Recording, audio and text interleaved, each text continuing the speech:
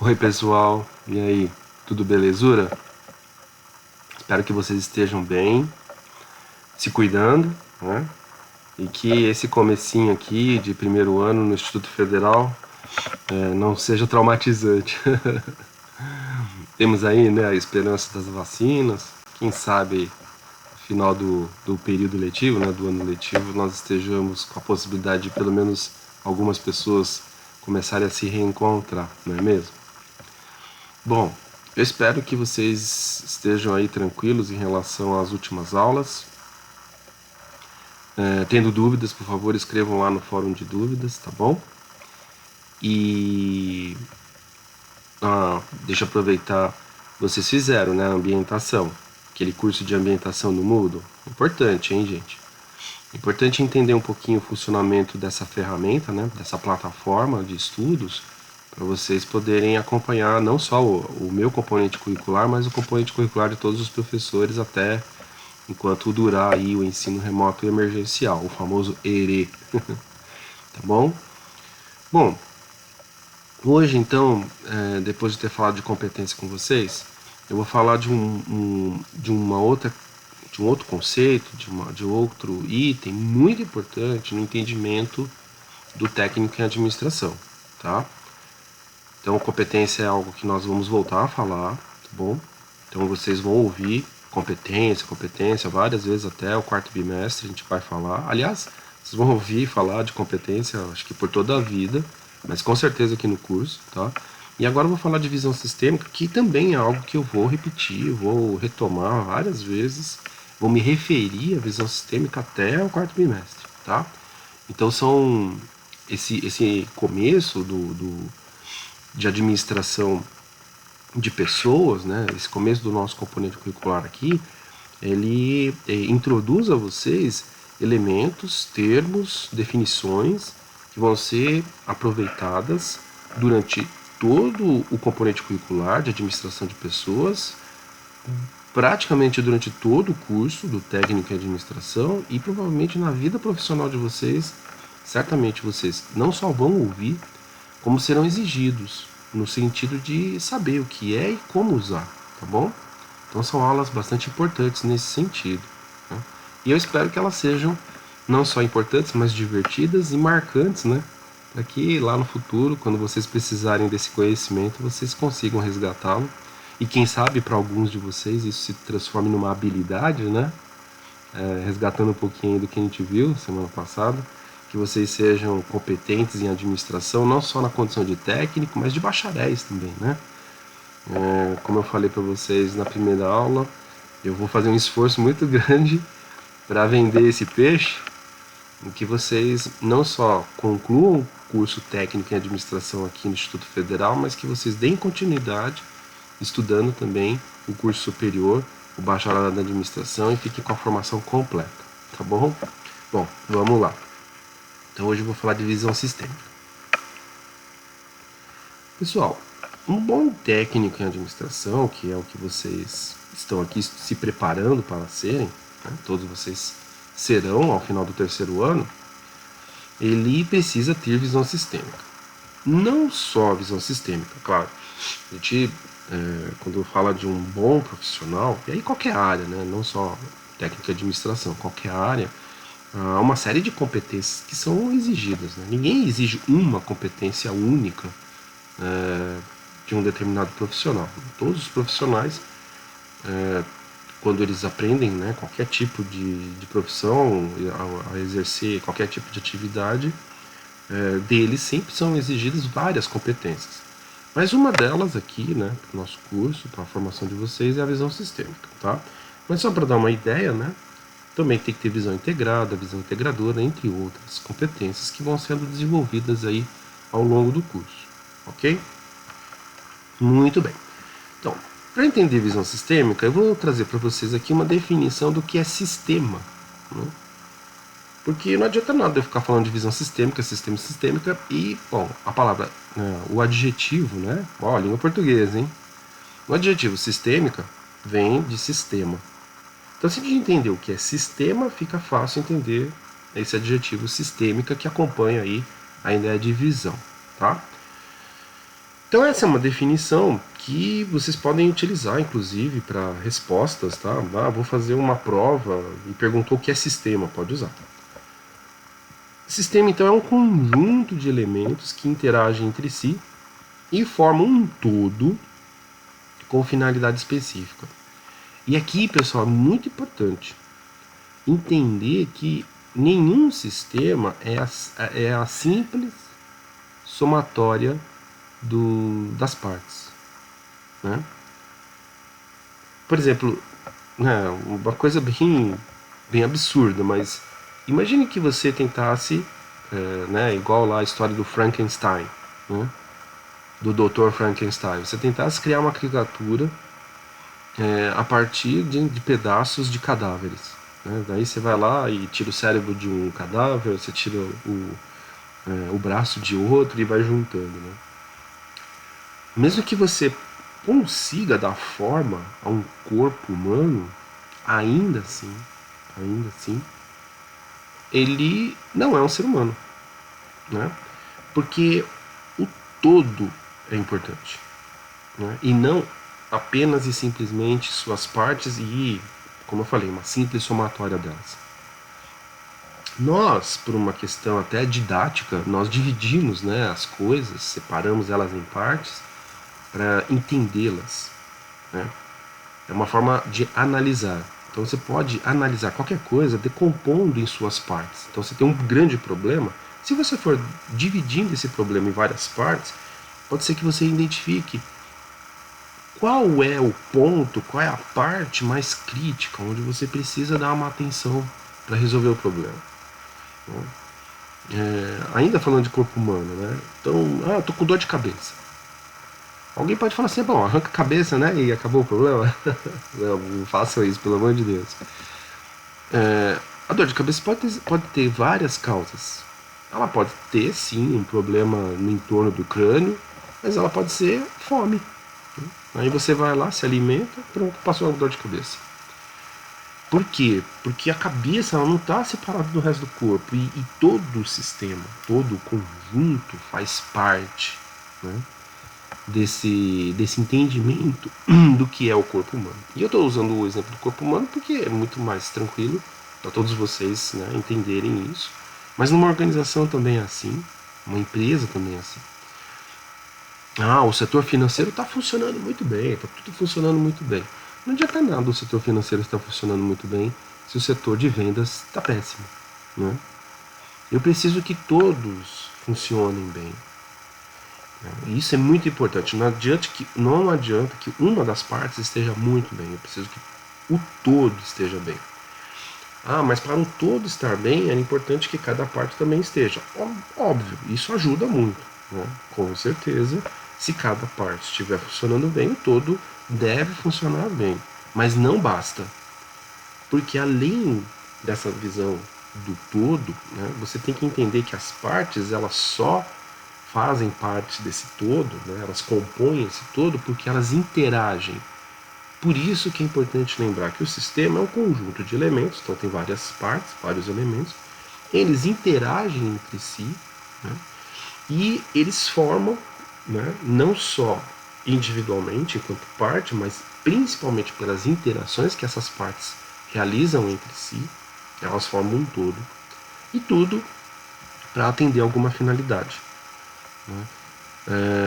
Então essa definição ela é muito interessante nesse sentido, porque ela ajuda não só vocês aqui no Instituto Federal, mas em qualquer ambiente, tá? E essa definição serve para qualquer coisa. Então você vai falar de sistemas biológicos, é assim também, né? Qualquer sistema que você for estudar, ele é composto por partes, só que essas partes individualmente elas não são suficientes para dar conta, né, daquela finalidade. Então você vai falar do sistema respiratório. Não bastam os brônquios. Se os brônquios não estiverem, né, ali no pulmão, não serve para nada, tá certo? Os brônquios sem a traqueia não serve para nada. Então são várias partes, aí eu vou lá entender o sistema respiratório, vou decompondo nas partes e tal, mas eu tenho que sempre ter clareza de que essas partes elas só fazem sentido se elas estiverem juntas, interagindo, né, formando um todo para uma finalidade. No caso do sistema respiratório, por exemplo, para respirar, né, para capturar o oxigênio do ar e garantir uma parte do funcionamento do corpo, tá bom? Bom, aí eu dei um exemplo, né, já mais direcionado para a área da administração. Então, uma organização é um sistema formado por departamentos, por pessoas, por máquinas, ideias. Ideias são partes importantíssimas, né, de uma organização, tá? Entre outras coisas. E a finalidade das organizações normalmente é prover às pessoas, prover à sociedade, né, soluções. Que soluções são essas? Elas podem estar na forma de uma mercadoria ou na forma de um serviço, tá? Bom, os elementos dos sistemas eles interagem entre si em uma relação de interdependência, ou seja, essa interação, ela, de certa forma, conforme eu fui explicando para vocês, quer dizer, os brônquios, né, eu falei do exemplo dos brônquios, não servem para nada se não tiver a traqueia. Então não é só uma interação, há uma interdependência, eles dependem entre si, né? Uma parte depende da outra. É o exemplo da dor de cabeça. Então, eu estou com fome, então eu preciso atender lá a minha demanda, né? Então eu preciso colocar comida no meu estômago e isso resolve o problema da minha dor de cabeça, tá? Existe uma interdependência entre as partes, tá? E isso vai garantir o funcionamento e o propósito, tá bom? Desse sistema. Bom, o Bertalanffy, né? O Bertalanffy, ele é um biólogo, tá? Então nós aqui da administração a gente bebe em todas as áreas, a gente não tem problema nenhum, né? A gente costuma porque para que reinventar a roda se ela já foi inventada? Né? Então nós aproveitamos muitas teorias de outras ciências para nos apoiar, né? E às vezes por analogia, às vezes com alguma adaptação, nós fazemos a apropriação dessas teorias, desses conceitos, dessas definições para melhor entendimento e uso, né, aqui na área da administração. O Bertalanffy, ele foi um desses biólogos que nós nos aproveitamos, né? Ele é o responsável por sistematizar a teoria geral dos sistemas, tá? Esse livro que eu, né, fiz uso para essa referência é de 1995, mas o trabalho dele é do século XIX, tá bom? Então já faz um tempinho que existe essa teoria aí. Então, segundo essa teoria, as partes de um sistema se interrelacionam de modo que o entendimento de cada parte é insuficiente para entender o todo. Já expliquei tudo isso e eu estou dando aqui crédito à pessoa que sistematizou isso. Ah, foi ele que inventou, professor? Não. Ele provavelmente reuniu diversos conhecimentos e, sim, ele tem o mérito, né, de escrever, né, de formalizar e tornar isso público, né, como nós explicamos lá na parte do conhecimento, né? Ele se apropriou desse conhecimento que ele foi aprendendo e ele fez aquilo que é importantíssimo, né? Ele deu registro para que fosse possível depois a transmissão, tá? Mas ele não foi o responsável por isso. Provavelmente ele aprendeu muitas coisas e ele, óbvio, ele continua tendo mérito, né, de ter reunido essas informações todas e transformado isso no conhecimento e colocado isso num livro, num artigo, né? Tá bom? Bom, então, decorrente disso tudo, fica muito claro, né, que para você entender um sistema, então além de você entender, além de você estudar cada parte, que é óbvio, é importante, vai fazer você ter uma clareza maior sobre o sistema como um todo, é também importante entender como funcionam as interações. Tá? Esse esquema aqui, esse desenho, pessoal, é muito importante. Nunca mais se esqueçam dele, tá bom? Esse certamente é um daqueles diagramas que vocês precisam ter aí pro resto da vida, tá? O esquema funcional, na verdade aqui nesse desenho está toda a definição do sistema, né?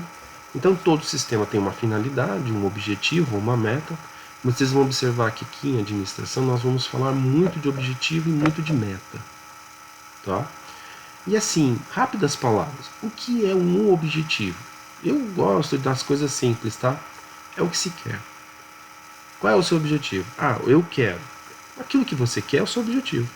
Então, por exemplo, hoje talvez o seu objetivo seja conseguir uma nota 10 em administração de pessoas, né? Então, você quer ser aprovado em administração de pessoas, então você precisa tirar uma nota 10. Então, a sua meta é o 10. Porque a meta é o objetivo quantificado. Transforma aquilo que eu quero ser aprovado em um número, em uma quantidade. Nota 10. Tá? Então, objetivo, ser aprovado. Meta, tirar 10. Ah, professor, se eu tirar 6 tá bom. Não. O esforço, né? A gente já discutiu isso, já falamos disso lá atrás. O esforço tem que ser para o 10. Se não for possível alcançar o 10, às vezes acontece. Mas o esforço é para o 10, tá bom? Muito bem, então você tem o objetivo, que é aquilo que você quer, e você tem a meta, que é o objetivo quantificado. Em administração, as metas, elas normalmente se apresentam ou na forma de dinheiro, né?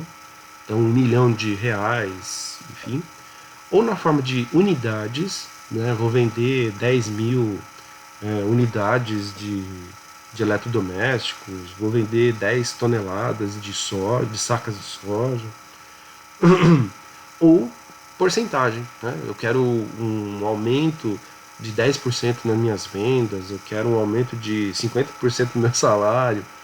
Então, normalmente as metas, quando elas são, né, os objetivos são quantificados em administração, eles ficam normalmente na forma ou monetário, né, de dinheiro, ou na forma de unidades, de quantidades. Aí pode ser pesos, pode ser distância também, né? Ou na forma de porcentagem, tá bom? Bom, aí eu tenho então uma finalidade, um objetivo, uma meta, e para que essa finalidade, objetivo ou meta aconteça, ela funcione, né? Eu preciso então de elementos que vão compor. Né? Eles funcionam nesse movimento. Aqui é uma dinâmica, tá? Na visão sistêmica, como eu falei para vocês, é importante entender a interação. E a interação ela tem uma dinâmica que ela se reproduz em todos os sistemas. E essa dinâmica ela começa pelas entradas. Então alguma coisa entra no sistema, tem um processamento, então essas coisas que entraram são processadas e a partir desse processamento tem uma saída, tá? Eu vou ficar primeiro nessa linha aqui. Pessoal, imagine fazer um bolo, né? Para você fazer um bolo, você tem que ter os ingredientes. Os ingredientes corresponderiam a essa entrada, né?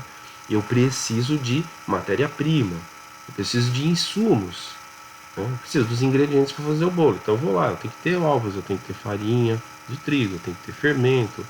Ah, eu vou fazer um bolo de laranja, então eu preciso da laranja. Então eu preciso ter os ingredientes. Só isso são as entradas? Não.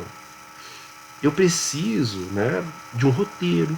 Ah, eu tenho que ter um roteiro, eu tenho que ter previamente esse roteiro conhecido ou descrito na forma de uma receita. Né? Eu preciso ter os recipientes, porque onde que eu vou colocar farinha, onde que eu vou despejar, né, o conteúdo dos ovos, o sumo, né, da laranja. Então eu preciso de uma série de elementos além dos insumos, além da matéria-prima, tá? Mas você tem lá então os ingredientes, aí você vai processá-los, né? Então você vai bater, você vai cortar, você vai picar, você vai espremer, você vai misturar, você vai usar uma batedeira que precisava na entrada, né? Ter esse equipamento para fazer a massa, enfim.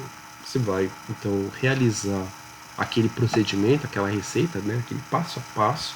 O processamento é o passo a passo, né? A receita de bolo. Né? E ao final, depois você colocar lá no fogão, você precisa ter o fogão na entrada. Né? Você vai, né, depois de um tempo, certamente retirar do forno o bolo. Pronto. Então ele é a saída. Então veja que tudo é assim. Ah, professor, na escola também? Também. Então as aulas, né, para que elas aconteçam, a aula é um sistema, elas precisam de estudantes, entrada, né, de estudantes, ela precisa de professor, ela precisa de uma finalidade, né, que a gente precisa conhecer, não, vou formar como técnica de administração. Então eu preciso de uma série de entradas, né, preciso de professor que entenda de administração, preciso de estudantes interessados em estudar administração, né, preciso de um ambiente de trabalho. Aqui nós estamos usando o Moodle, mas podia ser a sala de aula com lousa, né, com as carteiras, enfim.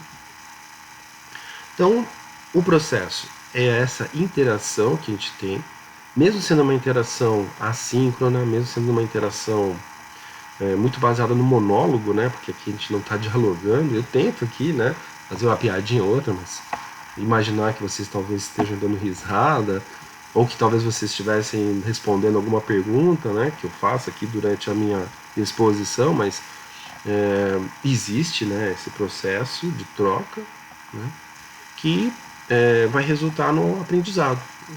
Na assimilação desse aprendizado, que depende muito de vocês quererem aprender, porque se vocês não quiserem aprender, não adianta eu ter aqui a melhor aula do mundo, tá bom?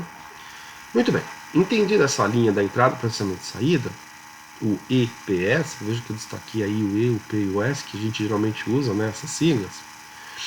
A saída, ela diz muito para mim se eu atingir, né, a finalidade, se eu atingir o objetivo ou a meta desse sistema, diz muito da qualidade daquilo que está sendo entregue, né? Então você pegou o bolo e experimenta o bolo, né? Aquela mordida gostosa. Então tem uma série de informações que a saída me oferece, que nós vamos chamar de retroalimentação. Então veja que, se vocês observarem a setinha, né, da retroalimentação, ela sai da saída, né, ela está saindo ali do quadradinho onde está a saída, e ela ou entra na entrada, ou entra no processamento, ou entra nos dois, tá? Em inglês, vocês vão ver muito na literatura, mesmo em livros que estão na língua portuguesa, eles usam muito a expressão feedback, né? Feedback, então, uma palavra em inglês, que para nós aqui vai servir aqui de tradução, né, de retroalimentação. E para que serve, né, o feedback, né, a retroalimentação? Para dizer se as coisas funcionaram bem. O bolo está gostoso, o bolo está bonito, né? Sobrou muita farinha, né? Desperdicei ovos. Tem uma série de informações que eu preciso ter. Para quê? Para saber se tudo que eu previ ali na entrada está adequado. Ah, sobrou muito ovo. Bom, então eu não precisava, né, de 1000 ovos. Talvez se eu tivesse ali 3 ovos era o suficiente. Né? Óbvio que aqui eu exagerei, né? 1000 para 3. Mas o feedback ele me ajuda a diagnosticar se a minha receita está boa. Imagine o seguinte, as primeiras pessoas que fizeram bolo, elas pegaram a receita de quem? Não tinha receita. Então provavelmente o que elas fizeram? Elas foram tentando. Ah, vou colocar 10 ovos. Ah, não ficou bom. Vou colocar agora 2 ovos. Ah, ficou melhor. Quer dizer, foram várias tentativas até que elas conseguissem, né, uma quantidade de ingredientes que resultariam, né, num sabor, numa textura de bolo que agradava as pessoas. Né? Sempre lembre lá dos primeiros. A primeira pessoa que fez o bolo, ela tinha receita de quem? Não tinha. Então ela teve que criar isso. Né? Então o feedback ajuda a melhorar essa criação. Ele vai melhorando, vai melhorando, vai melhorando, até que chega uma hora que você fala assim, olha, com essa lista de ingredientes eu consigo fazer um bolo desse tipo, com esse sabor, com essa textura. Né? Então ele diz muito da entrada. Ah, puxa vida, se entrar um ovo podre, estraga o bolo. Ah, professor, isso é óbvio. Então, nós sabemos que é óbvio, mas alguém experimentou um dia. Ah, e se de repente no processo ali, com o fermento, com a farinha, ele volta a ser bom? Né? Às vezes, a retroalimentação também diz muito sobre o processamento. Né? Ah, precisava deixar esperando, né, a massa crescer um pouquinho.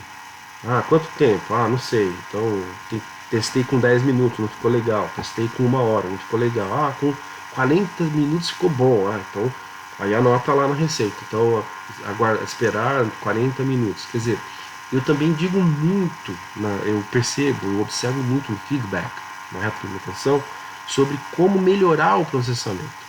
Tá? Tudo para quê? Para que as saídas sejam melhores. Para que na saída eu identifique o menor desperdício possível de recursos, né, e o melhor resultado possível. Então observem que a visão sistêmica é fundamental nas organizações. Né? Então eu tenho uma fábrica, não pode ter desperdício dos elementos que entram. Né? Então eu tenho que ter um bom processamento, tenho que ter um bom processo fabril. As minhas máquinas têm que ser o mais eficientes possível para aproveitar o máximo possível toda a matéria-prima que entra na fábrica, para que toda a matéria-prima que entrou eu consiga perceber de algum modo no resultado final, no produto industrializado, aquela mercadoria que eu vou dispor ou para as empresas ou para as pessoas. Tá? Muito bem.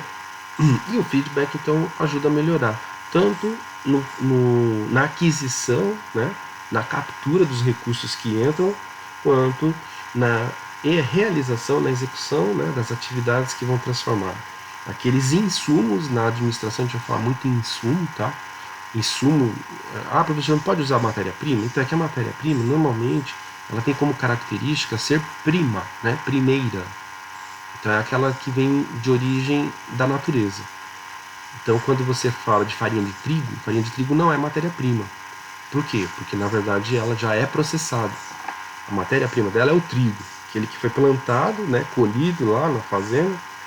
Ele é matéria-prima. Aí ele vai ser transformado em produto industrializado, que é a farinha de trigo. Então quando você compra a farinha de trigo, ela já não é mais matéria-prima, ela já é matéria processada, tá? Então por isso que em administração a gente usa um termo genérico, insumos. Insumos vale tanto para matéria-prima, sou uma fábrica de geleia e eu vou fazer geleia de uva. Então eu vou comprar uva in natura. A uva in natura é matéria-prima. Mas eu posso chamá-la de insumo? Posso. Né? Ah, não, eu sou uma padaria, eu vou fazer bolo. Beleza, então você vai comprar farinha de trigo. Farinha de trigo é matéria-prima? Não. Mas farinha de trigo é insumo. Então a gente usa geralmente o termo insumo como indicador dessas entradas. Então eu preciso captar recursos, né, insumos que serão processados, e aí eu preciso entender de como faz esse processamento, tá? E aqui, pessoal, por exemplo, vocês vão aprender, né, muito em breve a fazer currículo, analisar currículo. Então vai entrar currículo e vocês vão ter que pegar o currículo e analisar. E essa análise é o processamento, né? E tudo isso para que haja uma saída. E observando essa saída, existem informações que vão me dizer se os meus insumos estão bons, se os meus processos, né, as minhas atividades, o processamento está bom, e a partir disso eu posso buscar corrigir, né, tem que corrigir lá um erro, né, tem que corrigir um processo que não está muito bom, ou aprimorar, porque tudo é passível de aprimoramento, nada é perfeito, tudo bem?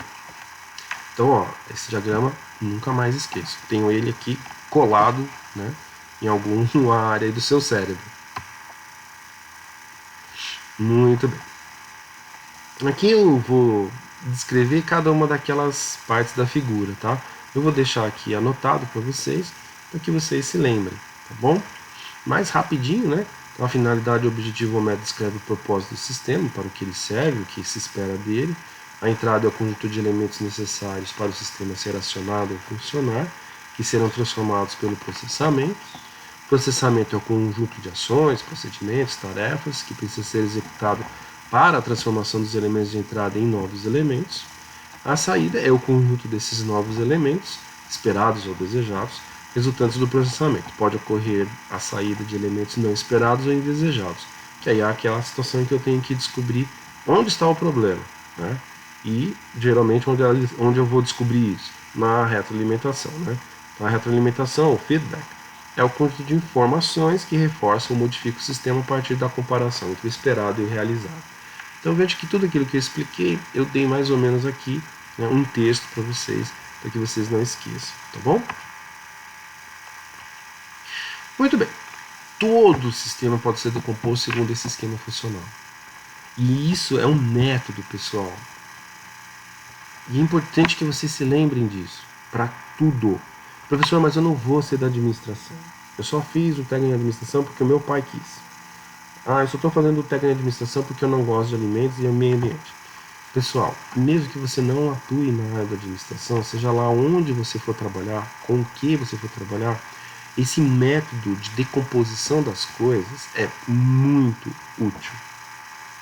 Qualquer que seja a atividade profissional do seu futuro, qualquer uma, esse método que eu estou aqui apresentando para vocês, ele serve para tudo, inclusive para as aulas, né? Então você pode decompor tudo, né, como se fosse...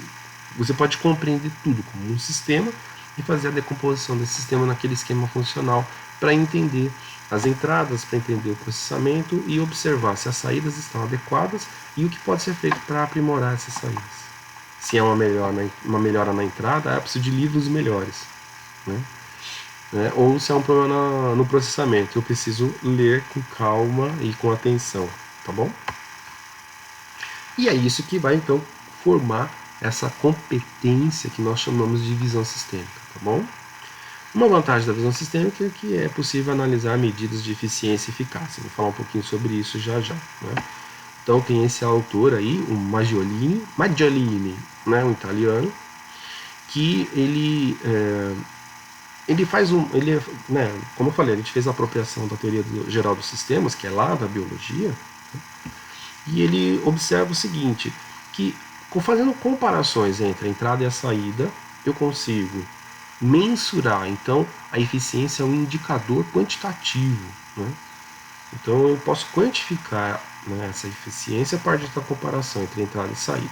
E a eficácia, ela vai ser resultante também um indicador, também uma quantificação. Então, eu posso quantificar a eficácia a partir da comparação entre meta e saída, tá? No caso da eficiência, quanto maior a presença dos elementos de entrada na saída, maior foi o aproveitamento dos insumos. Então, menor foi o desperdício de recursos, consequentemente, maior a eficiência. Pessoal, a eficiência está muito relacionada à palavra recursos.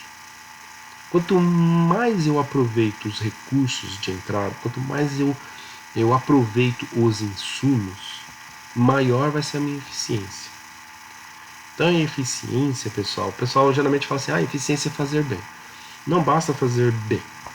Você tem que observar se, ao fazer, você aproveitou ao máximo os recursos que você tinha à sua disposição. Porque a eficiência vai ser uma medida, né, de aproveitamento dos recursos. Se tiver desperdício, já não é tão eficiente. Então, o desperdício é uma indicação de que você foi ineficiente. Você desperdiçou tempo, você foi ineficiente. Você desperdiçou ovos lá quando estava fazendo o bolo, você foi ineficiente. Por quê? Porque você perdeu, né? Você então desperdiçou recursos. A eficiência está muito ligada à ideia de recursos. Se vocês lembrarem disso, nunca mais vocês vão se confundir quando perguntarem para você o que é eficiência. E aí você pode responder assim: eficiência é maximizar o aproveitamento dos insumos. É uma boa definição, tá bom?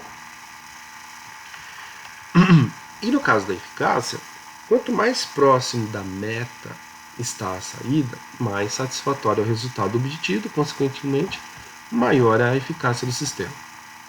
Então, o seu objetivo, né, é ser aprovado, né, e a sua meta é tirar 10. Se ao final do bimestre você alcançar a nota 10, então sua meta era 10 e você tirou 10, então você foi eficaz, porque o resultado obtido ele é exatamente igual ao resultado previsto, planejado, desejado lá no início do curso, tá certo?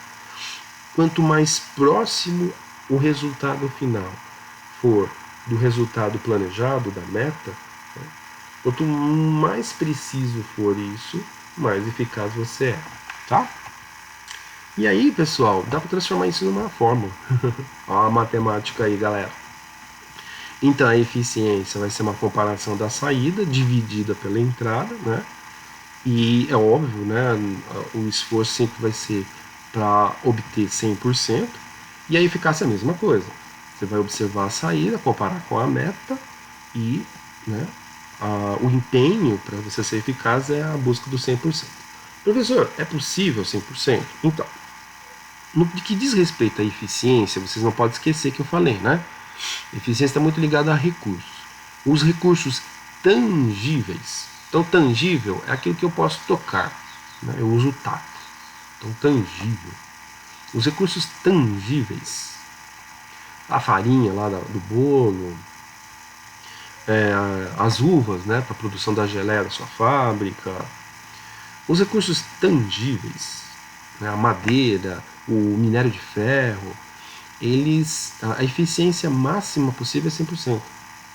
Não tem como você ter um aproveitamento de um recurso tangível superior a 100%. Então você tem 1 quilo de trigo. Não tem como você ter uma eficiência que fosse equivalente a 1,5 kg de trigo. Não tem. Ah, professor, eu tenho fé. Tá. Eu não vou entrar no mérito da fé, tá bom? Fé a gente respeita. Então eu acredito na multiplicação dos pães e dos peixes feitos por Jesus Cristo, porque eu sou cristão. Mas é fé. É fé. E eu não vou discutir fé.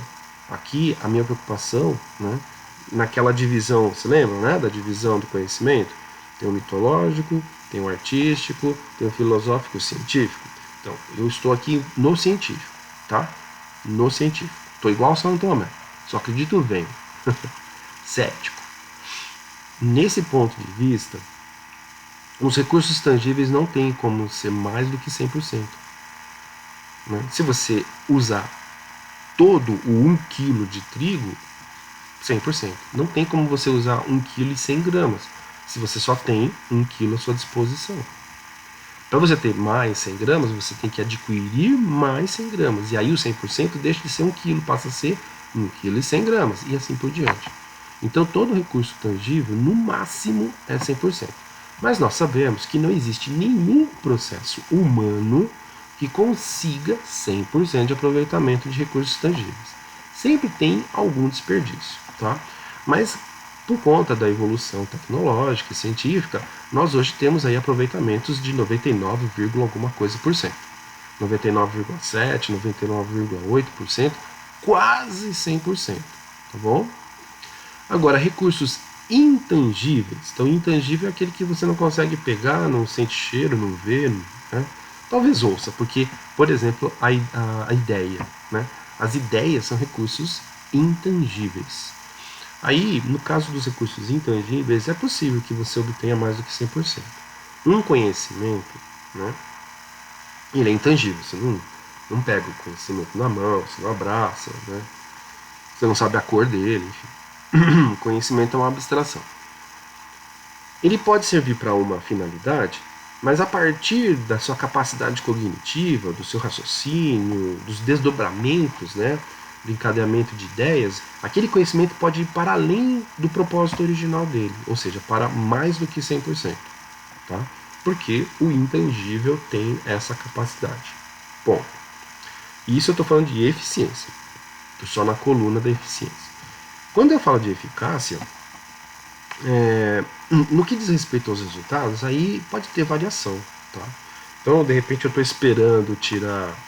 eu não sou muito bom com conta e tal, então eu estou esperando tirar um 8 em matemática. E aí você consegue tirar um 9. Puxa, né? Conseguiu 125% de meta, de eficácia, desculpa. 125% de eficácia. Não, desculpa, não é 125, não. É 112 de eficácia. Beleza. Né? Isso é possível. A eficácia ela tem alterações. Professor, tem limite mínimo e máximo? Então, quando se fala de eficiência que lida com os recursos, vai depender muito do tipo de negócio, vai depender muito do tipo de processamento, tá? Então pode ser que para algum, por exemplo, um processo fabril, para uma fábrica, 80% é fantástico. Você fala, puxa, consegui eficiência de 80%, quer dizer, eu aproveitei 80%, né, os insumos que entram ali no processo fabril, nas minhas máquinas ali da fábrica. E ser satisfatório. E pode ser que 80% é horrível, né, o pior resultado do planeta. Então vai depender muito do tipo de negócio, tá bom? Já que, como eu falei para vocês, a tecnologia nos permite hoje falar em 99,6, 7, 8%, né? Então, 80% deve ser muito ruim e acho que não existe mais nenhum processo fabril no mundo que fique satisfeito com 80%. Bom, o máximo, como eu falei, né, no caso da eficiência, 100%, a não ser que seja intangível, que aí você pode extrapolar, mas também não tem limite, né? Pode ser quanto? Aí vai depender muito da sua capacidade criativa. A criatividade pode fazer isso virar 300%, por exemplo. Isso é absolutamente razoável e aceitável. No caso da eficácia, também mesmo raciocínio, tá? Quando eu falo de resultados, né, a eficácia está muito ligada à palavra resultado. Meta comparada com resultado. No caso da eficácia, também não dá para você falar assim, a eficácia tem que ficar entre 50% e 150%. Pode ser que 50% seja bom para algum tipo de negócio ou seja horrível, né? E 150% pode ser um problema, né? Então aqui vai depender muito do tipo do negócio. O que eu costumo falar, tanto sobre eficiência quanto eficácia, é que o 100% é o alvo. Porque aqui eu gostaria muito que vocês pensassem o seguinte. Imagine que você, agora eu vou falar de eficácia, tá? Que você fez um planejamento para vender 1 milhão. Sei lá, de uma mercadoria qualquer, eletrodoméstico. Vou vender 1 milhão de reais em eletrodoméstico. E aí, ao final do período, você vendeu 2 milhões. Você vendeu muito mais unidades de eletrodoméstico do que aquilo que você tinha planejado. Se você fizer a conta, dá 200% aí, né?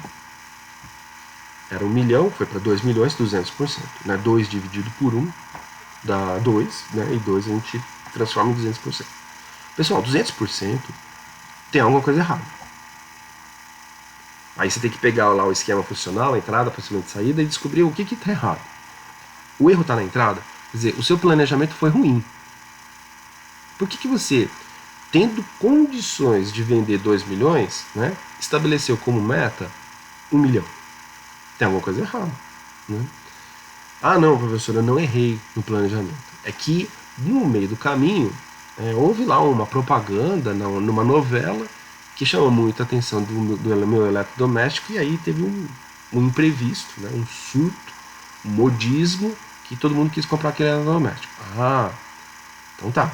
Foi uma coisa imprevista que impediu você de fazer uma previsão mais próxima da realidade.